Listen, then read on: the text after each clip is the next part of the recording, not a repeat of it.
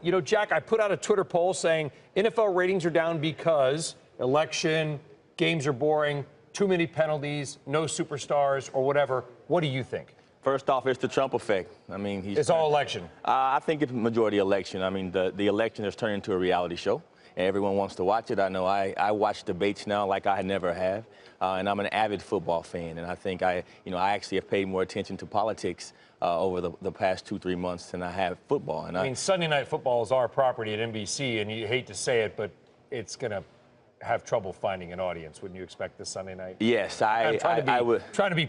Yeah. Trying to not get fired? That's it.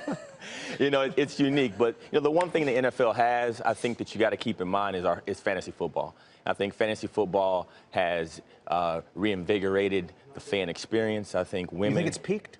No, I don't. I think more people are taking a part in fantasy football. I think people are understanding it more. I think they'll be able to interact with more and more fans over years to come. Is there any part of you, Jack, that's worried that you're just taking a Pollyanna-ish view of this whole situation? Because if you take a look at the core audience, which is viewers aged 18 to 24, I mean, for ESPN, the ratings are down 24%.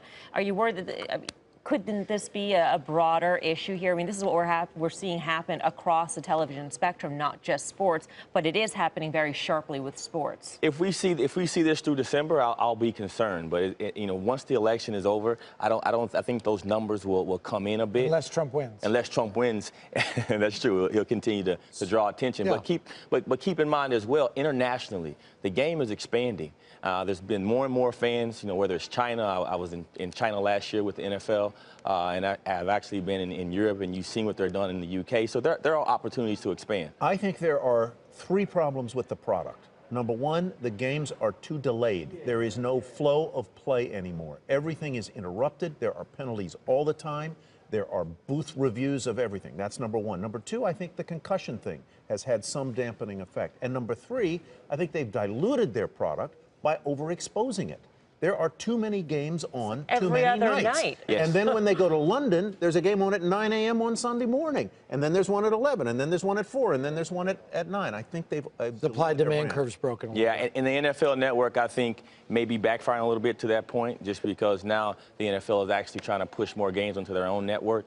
And you're seeing that. I mean, there's talk of the season expanding from 16 to 18, which I think will be a huge mistake. Players Association won't do it. Player safety. So, yeah, I mean, the collective bargaining agreement is coming up. I think they're trying to renegotiate that right now as well. So there's a lot of things going on with the National Football League, but at the end of the day, it's still the #1 sports brand in this country, and I don't think that's going to change.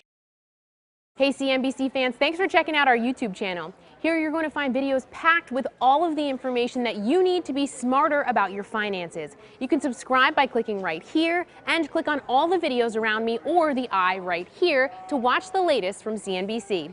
Thanks for watching.